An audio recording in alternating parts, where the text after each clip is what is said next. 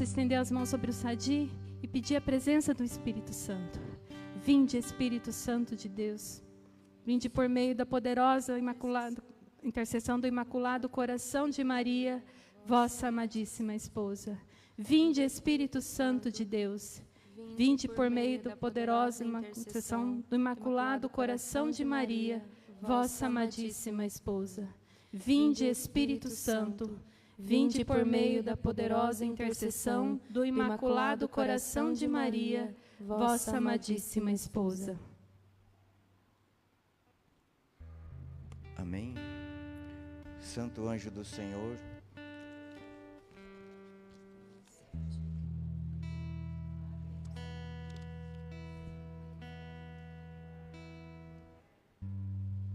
amém. Pegue comigo a tua palavra no Evangelho de São João, capítulo 14, versículos de 7 a 14.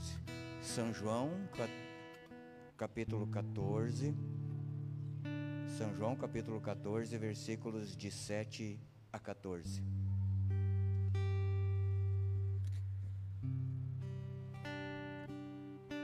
Conta a história que tinha um alpinista muito famoso. E esse grande alpinista também tinha um grande sonho. Esse alpinista queria conquistar o Monte Everest, mas ele queria conquistar o Monte Everest de uma forma diferente dos demais. É bem verdade que vários alpinistas já conquistaram o Monte Everest. Só no ano de 2003, mais de 600 alpinistas subiram o Monte Everest. Mas também é verdade que em torno de 19 pessoas também faleceram nessa tentativa, nessa busca. Mas o que diferenciava esse alpinista é que ele queria conquistar o Monte Everest de uma forma diferente. Ele queria fazer uma carreira solo. Ele queria subir sozinho para não dividir a conquista, para não dividir as glórias com ninguém. Então ele queria subir sozinho. E ele se preparou muito. Esse alpinista, ele deixou de comer muitas coisas guloseimas, gostosas, como hoje eu comi chocolate, por exemplo. Ele não comeria chocolate. Ele não comeria muitas coisas, porque afinal de contas ele precisava estar com o seu corpo atlético perfeito para poder vencer esse desafio. E assim foi, ele fez muitas privações na vida dele. Certamente ele deixou muitos finais de semana de sair com a família dele, porque afinal de contas ele tinha que ter um corpo perfeito, ele tinha que ter, né, o vigor para poder vencer aquele desafio. E ele já havia então anunciado para todo mundo que naquele dia determinado ele subiria ao Monte Everest, porque afinal de contas ele era o grande alpinista. Ignorando todos os protocolos de segurança, aquele alpinista resolveu subir. Mesmo com a informação de que aquele dia não era um dia oportuno, não era um dia adequado, porque havia uma tempestade que estava chegando, aquele homem mesmo assim decidiu vencer, porque ele achava que ele era suficientemente sozinho, poderia suficientemente ser, né, o cara que ia vencer o Monte Everest sozinho. E de fato ele foi escalando e aos poucos ele foi subindo e foi subindo e foi subindo e foi subindo, e o vento foi aumentando. Quanto mais ele subia, mais o vento aumentava e mais as forças do vento balançavam ele até que ele caiu. Imagine aquele homem que a vida inteira dele ele lutou, ele estava obstinado apenas com o sucesso. Talvez esse homem era como eu e você, que estamos tão obstinados com o sucesso financeiro, talvez tão obstinados com o estudo, com a vitória, com alguma coisa que realmente, humanamente, talvez seja importante, mas nós deixamos de lado a família, deixamos de lado Deus para obstinadamente buscar essa vitória. Imagine esse homem agora caindo vertiginosamente, rapidamente, e de repente, esse homem que nunca tinha feito sequer um exame de consciência, nesse momento, obrigatoriamente ele teve que fazer esse exame de consciência. Por quê? Porque se passava na vida dele, na mente dele, naquele momento, o filme da sua vida.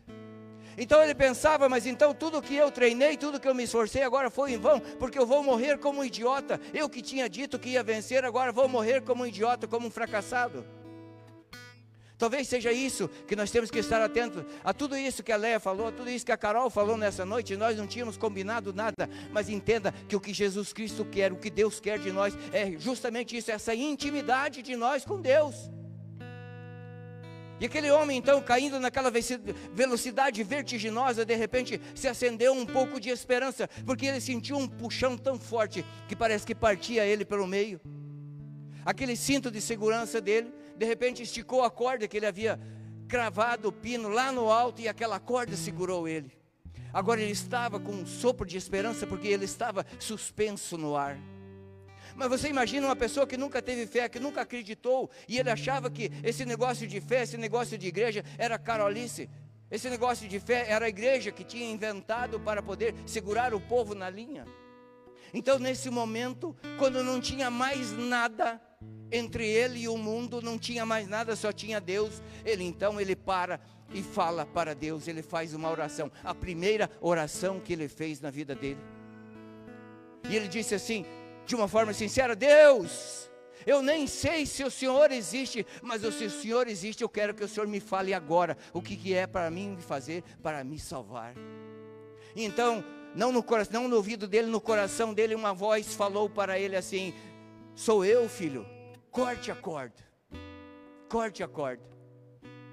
No outro dia de manhã, a equipe de segurança então subiu para saber o que tinha acontecido com ele, porque afinal de contas ele não havia descido, e encontraram aquele homem morto, pendurado numa corda, com o canivete na mão, o canivete aberto, e ele não teve coragem de cortar a corda, e ele estava a 1 metro de distância do chão.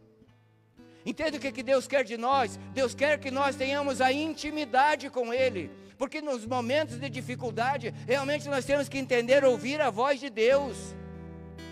Dizem alguns santos que no momento do nosso juízo particular, vão nos levar a nossa alma diante do altar onde está sendo celebrada a missa, e quando o sacerdote erguer a Eucaristia, se nós reconhecermos que ali está Jesus Cristo, sobre o altar está Jesus Cristo, nós teremos sim, como disse a Leia, nós teremos a graça pelo menos de ir para o purgatório. É preciso que nós tenhamos a intimidade com Deus, e é exatamente isso o que Jesus vai nos falar nessa noite, nesse evangelho que está no livro de São João, capítulo 14, versículos de 7 a 14. Vamos ficar de pé para honrar o nome de nosso Senhor Jesus Cristo, por ser um evangelho, e vamos ler essa passagem. Versículo 7. Se me conhecesseis também, certamente conheceríeis meu Pai. Desde agora já o conheceis, pois o tendes visto. Disse então Filipe: Senhor, mostra-nos o Pai, e isso nos basta. Respondeu Jesus: há quanto tempo eu estou convosco e não me conheceste, Filipe? Aquele que me viu, viu também o Pai. Como, pois, dizeis, mostra-nos o Pai? Não credes que o Pai, que eu estou no Pai e o Pai está em mim? As palavras que vos digo, não as digo de mim mesmo, mas o Pai que permanece em mim, é Ele quem realiza suas próprias obras. Crede-me, eu estou no Pai e o Pai está em mim. Crede, ao menos por causa dessas obras. Em verdade vos digo, aquele que crê em mim fará também obras, essas obras que eu faço, e fará ainda maiores, porque eu vou para junto do Pai. E tudo o que pedires ao Pai, em meu nome, eu vou-lo farei, para que o Pai seja glorificado no Filho. Qualquer coisa que pedires em meu nome, eu vou-lo farei. Beija essa palavra e aplauda essa palavra, aplauda esse Deus maravilhoso que deixou essa palavra para nós, para que nós entendêssemos o amor dele por nós.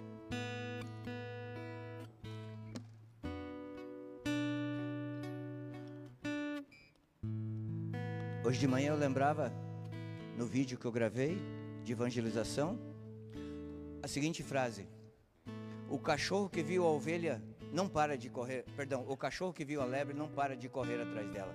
E essa é uma frase muito antiga. No começo da renovação se falava muito: o cachorro que viu a lebre não para de correr atrás dela.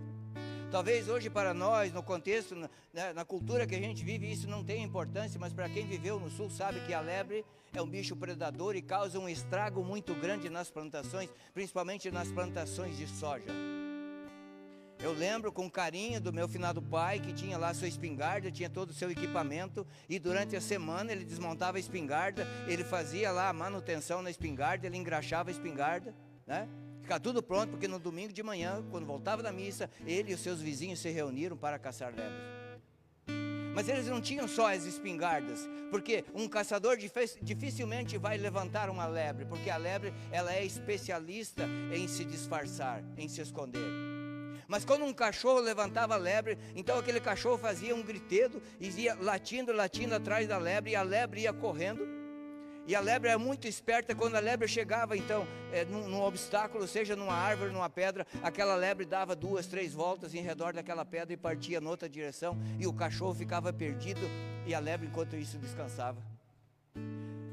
Nós podemos fazer aqui nessa palavra uma analogia também com a lebre, porque Jesus é o Deus que ele gosta de ser encontrado. A lebre não gosta de ser encontrada.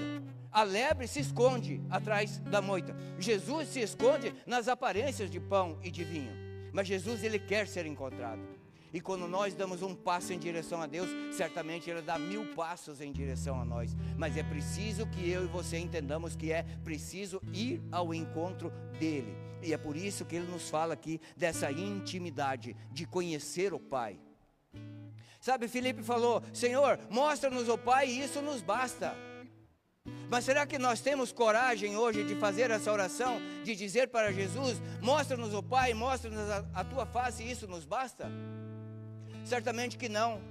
Nós temos que entender que sim, se nós estamos aqui nessa noite, nós estamos aqui por amor a Jesus, não há dúvida. Olha a cara de cansada da nossa irmã aqui. Não há dúvida que nós queríamos muito mais, seria muito mais prazeroso nós estarmos nesse momento, sei lá, talvez dormindo, né, com os meninos em redor, talvez jantando, talvez com os amigos, talvez comendo uma pizza. Nós estamos aqui por amor a Jesus, e isso é verdade, nós amamos Jesus, mas nós amamos muito mais também outras coisas que infelizmente não são da vontade de Deus, e por isso que a gente não tem essa intimidade com Deus, por isso que a gente não consegue entender, escutar essa mensagem de Deus. É isso que Deus quer falar conosco. Santo Hilário vai nos dizer que Filipe não queria ver Jesus face a face. Filipe queria entender Jesus. Filipe queria entender o Pai. Mas como que eu posso entender um Deus que criou todo o universo? Nós estávamos falando agora há pouco da grandeza do universo, que não tem mais, o homem não consegue enxergar o fim do universo, por mais que tenha equipamentos, por mais que tenha sondas. Eu falava com meu irmão agora há pouco, foi lançada uma sonda na década de 1970 até agora, ela não saiu do nosso sistema solar. Quantas milhares de galáxias tem, e milhares de estrelas, e Deus fez tudo isso, e Deus sustenta tudo isso no seu ser. E como é que eu, com a cabecinha do tamanho de um palito de fósforo, vou entender Deus? É somente pela fé. Somente pela fé. Santo Tomás de Aquino, um dos maiores santos, eu acredito que o maior intelectual, o maior filósofo da nossa igreja, sabe, que escreveu coisas maravilhosas, que até hoje a gente fica de boca aberta de ver a grandeza daquele homem.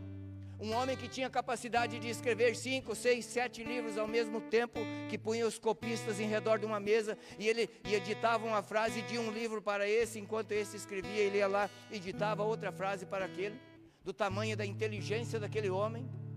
Santo Tomás de Aquino, desde muito novinho, nós estávamos falando do Moisés, que agora é coroinha. Santo Tomás de Aquino, com 8 anos de idade, ele perguntou para o seu catequista: quem é Deus? Essa é a pergunta que talvez nós devemos fazer todos os dias, devêssemos fazer: quem é Deus? Quem é Deus para nós? Não de uma forma subjetiva. Quem é Deus para mim? Quem é Deus? E Santo Tomás de Aquino levou essa vida na busca de Deus, meditando sobre Deus, e no final da sua carreira, digamos assim, no final da sua vida, depois dele escrever muitos livros, depois dele escrever o Tratado sobre a Eucaristia, então Jesus aparece para ele e diz: muito bem, Tomás, escreveste muito bem ao meu respeito, o que queres de mim?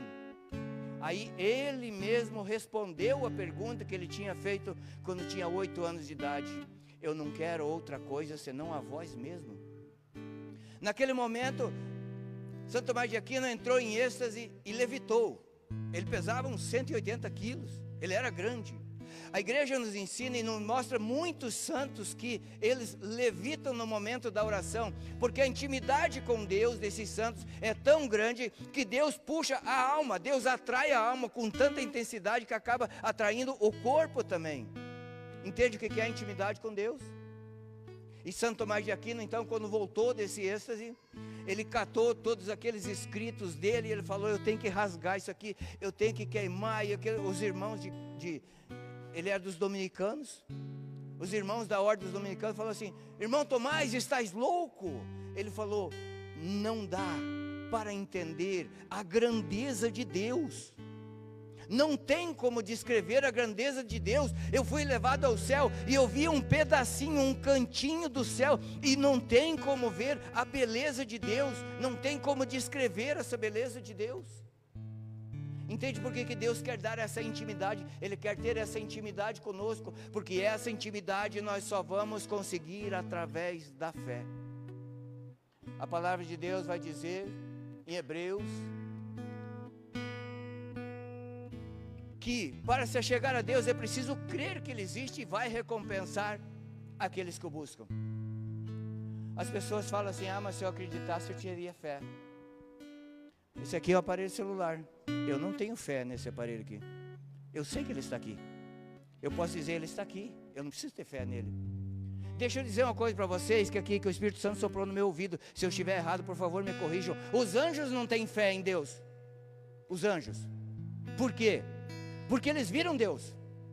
Os demônios não viram, porque Deus deu a chance, assim como dá a chance para nós, enquanto nós estivermos vivos, de fazer o bem ou fazer o mal, de ir para o céu ou ir para o inferno. Deus deu a oportunidade para os anjos. Quando Lúcifer e 1/3 dos anjos do céu disseram: nós não serviremos a Deus, Deus então expulsou eles, e eles jamais verão a Deus. Mas aqueles anjos que permaneceram fiel a Deus no céu, esses viram Deus. E esses não tem mais como não amar a Deus, porque a beleza de Deus é tamanha, a beleza de Deus é tão grande que a pessoa que fita, a pessoa que olha a Deus, não tem mais como não amar a Deus, não tem mais como desobedecer a Deus. Então nós temos mais fé do que os próprios anjos, porque os anjos viram a face de Deus, viram Deus face a face. Mas o interessante é que muitas vezes nós pedimos as graças para Deus, nós pedimos as virtudes para Deus, mas Deus tem a sua maneira própria de nos dar. Parece que o dia que a gente pede paciência, vem aquele colega chato do lado para encher o saco da gente. É ou não é verdade? Deus gosta de nos contrariar.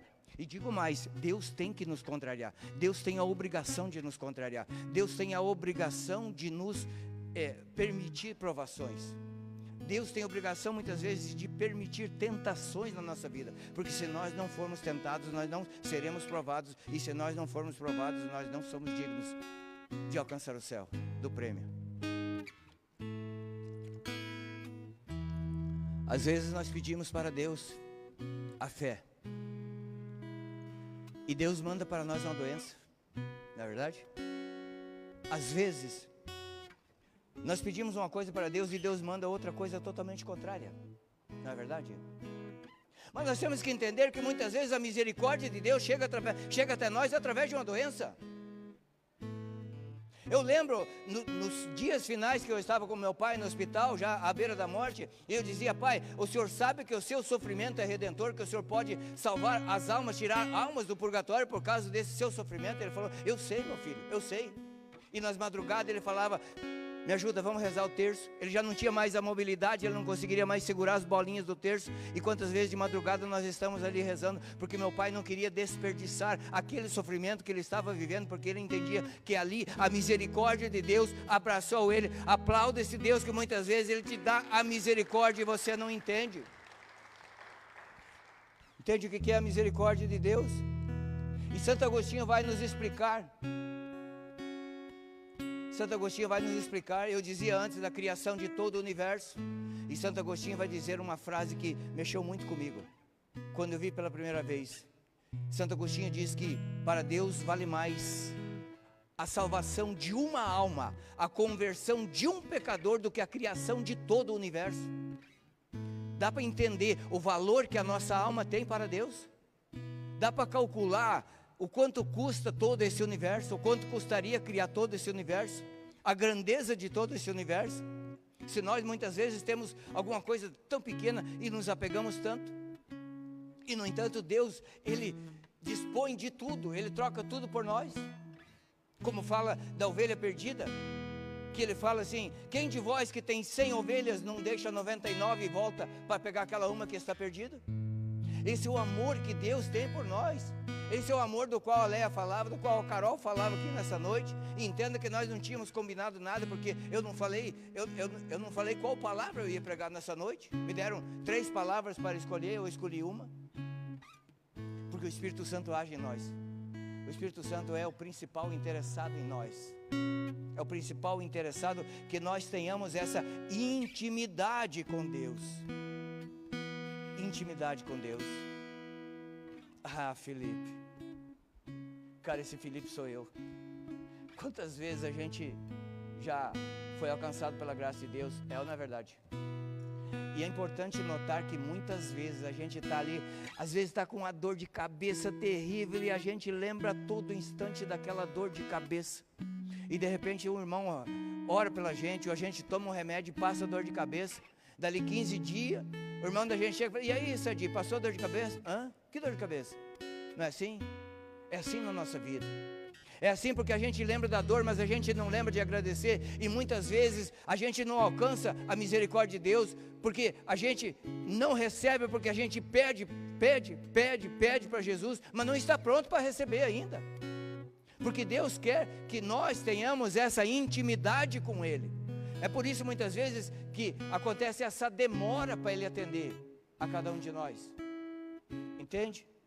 E Santo Agostinho, então ele vem falar que não dá para querer. Filipe queria contemplar Deus, mas sem fé não tem como contemplar Deus.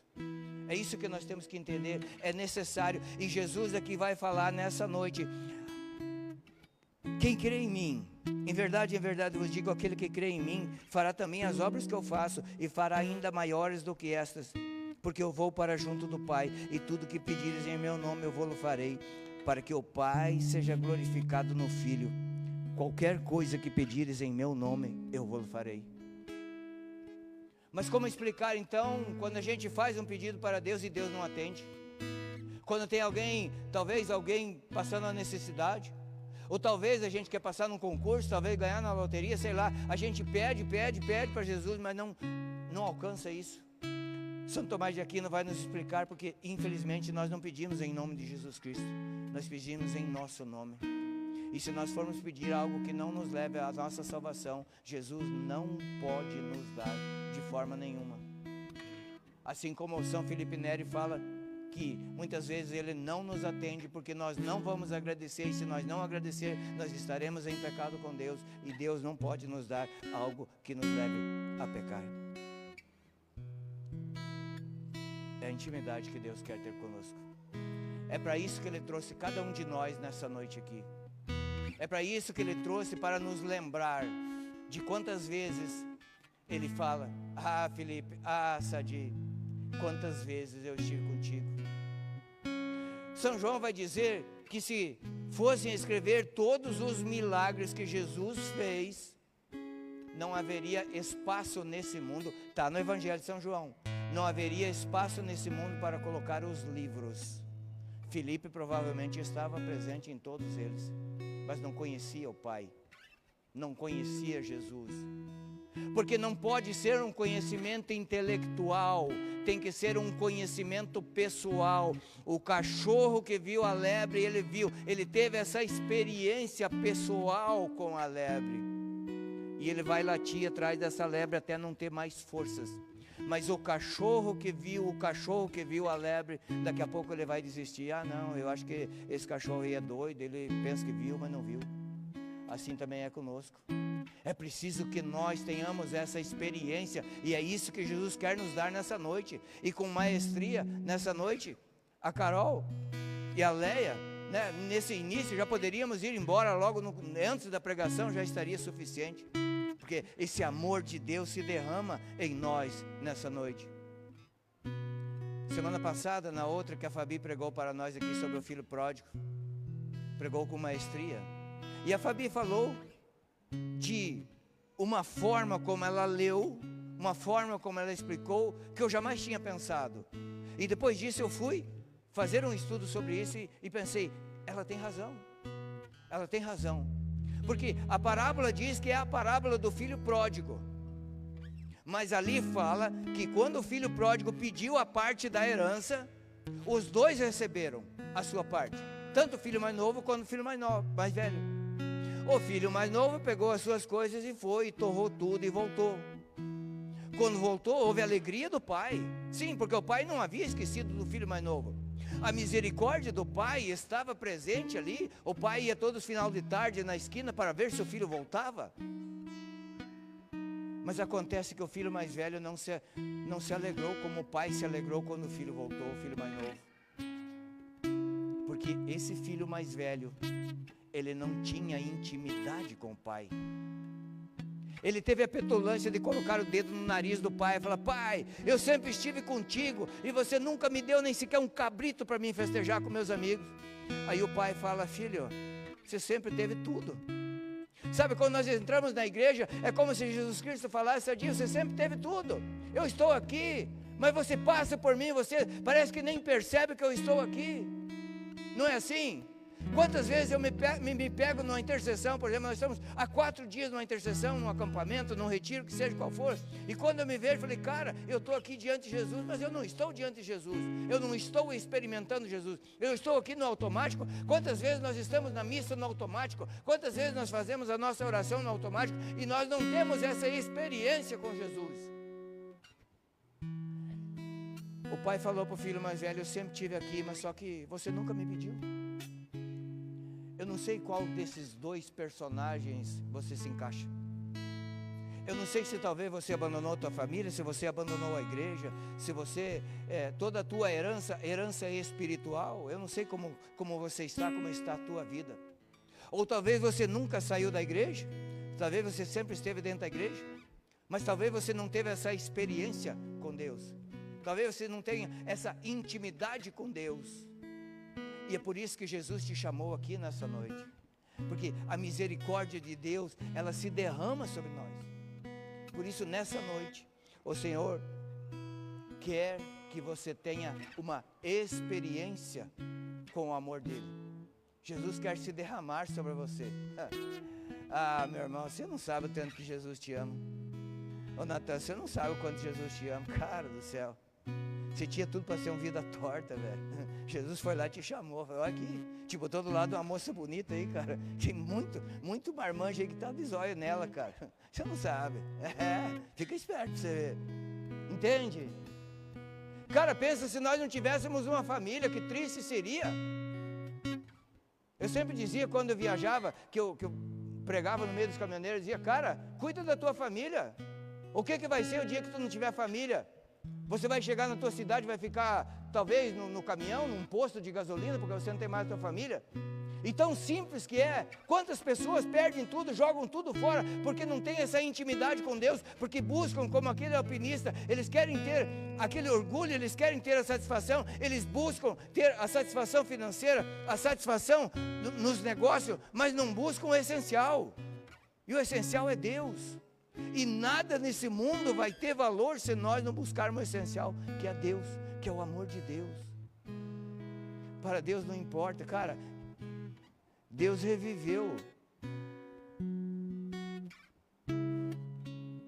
Eu esqueci até o nome do personagem agora lá, que Deus ressuscitou Lázaro. E 4 dias depois mataram o cara, velho. Queima de arquivo.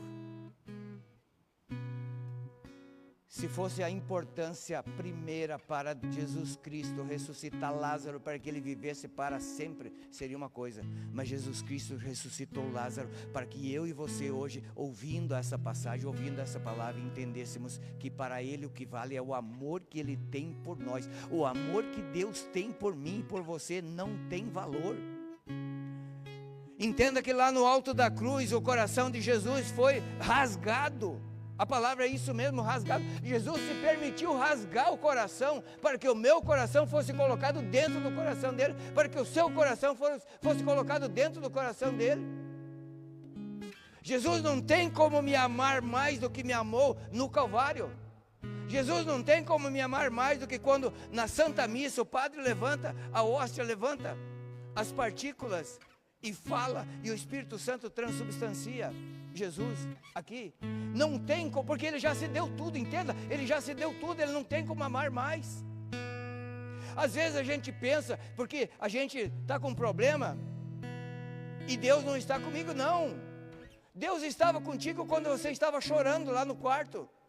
Talvez o teu namorado, tua namorada te deixou, te traiu, o teu sócio te traiu, e você brigou com Deus. Onde está Deus nessa hora? Deus está do teu lado, Deus está te dando a oportunidade, Deus está te dando a chance para que você entenda que Ele quer criar intimidade contigo. Deixa Deus ser Deus na tua vida e você vai ver que o milagre vai acontecer.